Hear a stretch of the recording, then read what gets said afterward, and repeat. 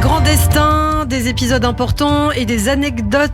Et oui, c'est ce que l'on vous propose tous les matins dans l'histoire des Juifs de France sur Radio J, en compagnie toujours de mon acolyte Christophe Dard. Et pour ce nouveau numéro, Christophe, nous nous promenons à Paris au début du siècle dernier, entre Montmartre et Montparnasse, en compagnie du peintre Amedeo Modigliani. Nous avons évoqué dans un précédent épisode sa jeunesse en Italie, dans une famille juive séfarade, jusqu'à son arrivée à Paris en 1906, alors que la capitale française est en pleine ébullition culturelle, avec la présence d'artistes, notamment juifs, qui ont fui la misère et les pogroms antisémites.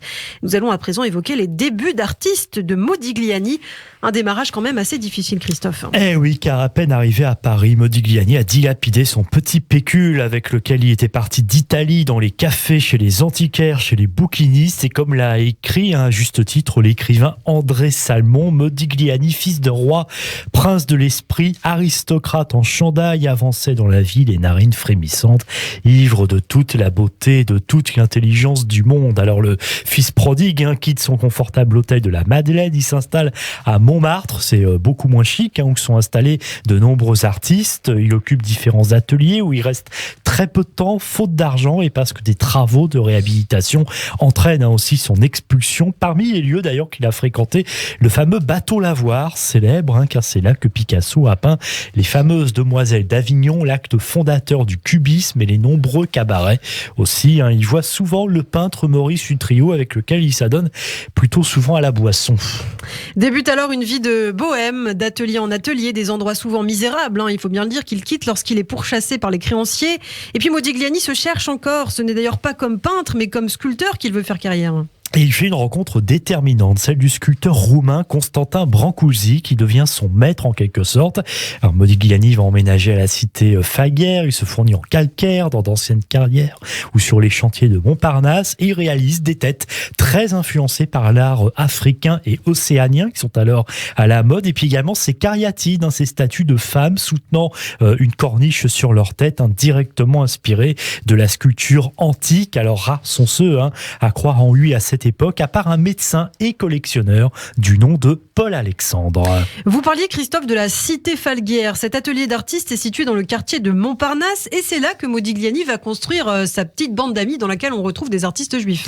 En effet, il en a, et on peut d'abord citer le peintre Raïm Soutine, de 10 ans son cadet, le plus complice sans doute de Modigliani, qui est pourtant alors son exact opposé.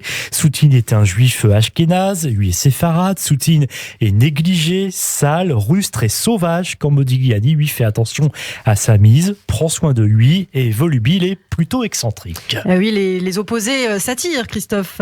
On peut citer aussi le peintre juif polonais Moïse Kisling, qui compte parmi ses amis proches, tout comme le sculpteur Jacques Lipchitz, né dans une famille juive lituanienne. Et on peut aussi imaginer que Modigliani croise à Montparnasse, dans les ateliers de la cité Falguière ou encore de la Ruche, qui en fait porte ce nom parce qu'on disait que ça sentait toujours l'odeur de la peinture à l'huile et souvent un petit peu du miel, et puis qu'il y avait beaucoup d'artistes qui travaillaient. Et du coup, on y rencontre effectivement toute une colonie d'artistes de Montparnasse, le sculpteur juif biélorusse Ossip Zadkine, le peintre juif bulgare Jules Pasquin, mais aussi le japonais Fujita, le néerlandais Kees van Dongen ou encore le mexicain Diego Rivera. Preuve, si besoin était de le rappeler, de ce cosmopolitisme culturel à Paris à cette période. Modigliani fréquente aussi des écrivains et des poètes comme Jean Cocteau, Blaise Cendrars et Max Jacob, né à Quimper en 1876, issu d'une famille juive originaire de la Sarre. Max Jacob débute comme journaliste à son arrivée à Paris. Il rencontre Picasso à Montmartre au début des années 1900, puis Modigliani. Et Max Jacob, qui connaît une vie de bohème en même temps qu'il est témoin de l'essor du cubisme de Picasso. Après une crise mystique, d'ailleurs il se convertira au catholicisme, Max Jacob. Il rejoint Montparnasse au début des années 1910 et il s'intéresse aux avant-gardes littéraires et artistiques qui vont nourrir son œuvre, notamment poétique.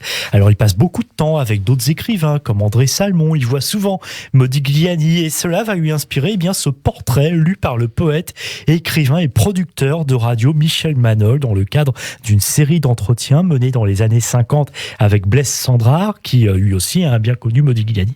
Écoutez d'abord la lecture du texte de Max Jacob, puis la réaction de Blaise Cendrars. C'était un pauvre. Il venait à Montmartre m'emprunter 3 sous pour prendre le métro qui conduisait à Montparnasse. Picasso, notre voisin, disait que seul Modigliani savait s'habiller. Je crois qu'il a été la première personne à porter des chemises de toile à matelas quadrillés bleu et blanc. Il déclamait Dante en italien et son exemplaire ne le quittait jamais. Il faisait valoir les vers de Dante et leur harmonie, au point qu'il semblait que ce fût lui qui les avait faits. Modigliani était un assez petit homme, aux cheveux bouclés, tendant au crépus. Il avait un profil plat mais beau, un visage pâle, assez rond. Son rire était bref mais éclatant. Amer et pourtant enfantin, il était raide, tout d'une pièce, violent d'une manière inattendue, à cause de son apparente douceur. Sentimental malgré sa raideur et ses indignations, sardonique plutôt en apparence qu'en réalité, c'était uniquement un artiste et un poète, il ne pensait qu'à l'art. Il aimait la politesse et ne s'en servait pas. Très gentilhomme. Très gentilhomme, je pourrais ajouter qu'il était très don Juan et très coureur, et que je l'ai toujours connu, avec des femmes de toute catégorie et de tout genre et de toute beauté. La description de Modigliani donc par Mac Jacob et cette voix ça n'existe plus, absolument ces voix comme incroyable de Blaise Cendrars. Il y avait un vrai accent parisien. Blaise Cendrars dont je vous conseille Titi vraiment parisien. un petit peu, et Blaise Cendrars dont je vous conseille vraiment les œuvres parce que c'est un écrivain assez formidable.